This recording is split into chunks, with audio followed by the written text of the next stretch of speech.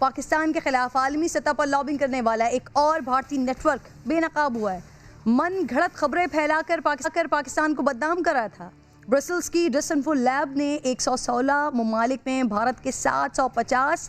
Media houses کا بھانڈا پھوڑا ہے۔ Indian chronicle نامی اس تحقیقاتی رپورٹ کے مطابق بھارت 550 ویب سائٹس اور 10 سے زائد جعلی NGOs کا استعمال کر رہا تھا۔ سن 2005 سے یعنی پچھلے 15 سال سے یہ نیٹ ورک یورپی یونین اور اقوام متحدہ کو گمراہ کر رہا تھا۔ بھارتی عوام تک بھی جھوٹی خبریں پہنچا کر پاکستان کے خلاف بھڑکایا گیا۔ پاکستان کے خلاف ہیومن رائٹس کی جعلی تنظیموں کو فنڈنگ کی گئی۔ یورپی پارلیمنٹ کے سابق صدر کو ان جعلی NGOs کا سربراہ بنا کر پیش کیا گیا۔ جعلی NGOs کے ذریعے ہیومن رائٹس کونسل میں پاکستان پر جھوٹے الزامات لگائے گئے۔ یہ کوئی پہلا نیٹ ورک نہیں ہے، اس سے پہلے بھی ڈیجیٹل ورلڈ میں ایسے کئی بھارتی نیٹ ورکس منظر عام پر آ چکے ہیں۔ گزشتہ برس بھی یورپی یونین ڈس انفو لیب 65 ممالک میں قائم 265 بھارتی جعلی مقامی میڈیا آؤٹلیٹس کا نیٹ ورک بے نقاب کر چکا ہے۔ جو آپ نے ساری تفصیلات بتائیں، انڈین کرونیکل کی جو ڈسکلوجرز آئے ہیں یہ بہت سٹارٹلنگ ہیں، غیر معمولی ہیں، اور اس نوعیت کی آرگنائزڈ انفلوئنس کرنے کی کیمپین جو ہے وہ انٹرفیرنس کے زمرے میں آتی ہے، بین الاقوامی قانون کو کہ پرنسپلز کو وائلیٹ کرتی ہے کہ آپ ایک ملک کو جس کے ساتھ UN چارٹر کے نیچے آپ کی رسپانسبلٹی ہے تعلقات کو استوار کرنے کی، بہتر کرنے کی، آپ اپنا وہ لیگل آبلیگیشن فلفل کرنے کی بجائے تعلقات کو خراب کرنے کے لیے آرگنائز طریقے سے، سسٹمیٹک طریقے سے گلوبل سطح پر فنڈنگ کے تھرو، فیک اکاؤنٹ کے تھرو، ڈومینز کے تھرو آپ ایسی حرکتیں کر رہے ہیں جس سے اس علاقے کا امن جو ہے وہ تہہ و بالا ہوگا، اور کئی ایسے ایشو آ رہے ہیں جو ایشوز ایگزسٹ نہیں کرتے، اور ان ایشوز کی وجہ سے آپ لوگوں میں بے چینی کریٹ کر رہے ہیں۔ یہ سب کچھ انٹرنیشنل لا کے پرنسپلز، UN چارٹر کی سیریس وائلیشن ہے۔ کہ ہندوستان جو عالمی دہشت گرد تنظیمیں ہیں وہ کسی محاذ پہ پیچھے نہیں ہے دنیا میں دہشت گردی پھیلانے پہ۔ یہ چیزیں تو پکڑی گئیں کہ وہ NGOs کے نام پر جدید ذرائع ابلاغ کو استعمال کر کے، سوشل میڈیا کو استعمال کر کے کس طرح افراتفری کا ماحول اس خطے میں پیدا کر رہا تھا، اور دوسری طرف جو انٹرنیشنل آرگنائزیشن ہیں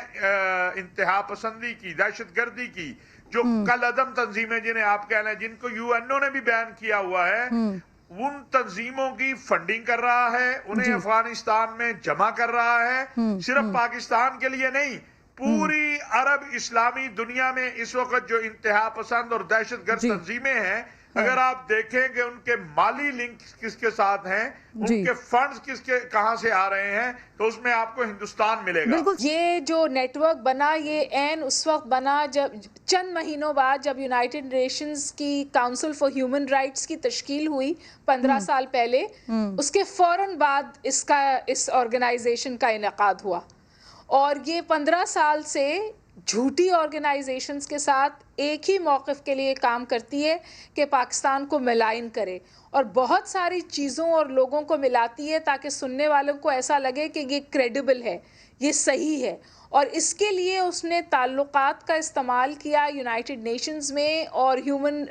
یورپین یونین میں، یعنی یہاں پر جو فورمز تھے ان میں ان کو جگہ مل جاتی تھی، ان کی پذیرائی ہو جاتی تھی، لوگ ان کی بات صحیح سمجھتے تھے، اور کیونکہ یہ جال بچھایا ہوا تھا جھوٹ کو سچ ثابت کرنے کے لیے۔ اس کے ساتھ ساتھ ایک تو یہ وہ پاکستان کے برخلاف کر رہے تھے، پھر ایک انڈین ڈاکٹر ہے وہ کہتی ہے کہ جب میں یورپین یونین جا رہی تھی یہ بتانے کے لیے کہ پیدائش سے پہلے لڑکیوں کو وہاں قتل کیا جاتا ہے، انفینٹیسائیڈ ہوتا ہے وہاں پر، تو مجھے تھریٹننگ فون کالز آئیں، اور وہ تھریٹننگ فون کالز بھی اسی آرگنائزیشن سے آتی تھی۔ تو سمجھیے کہ اپنی کوئی بات باہر نہ نکلے اور پاکستان کو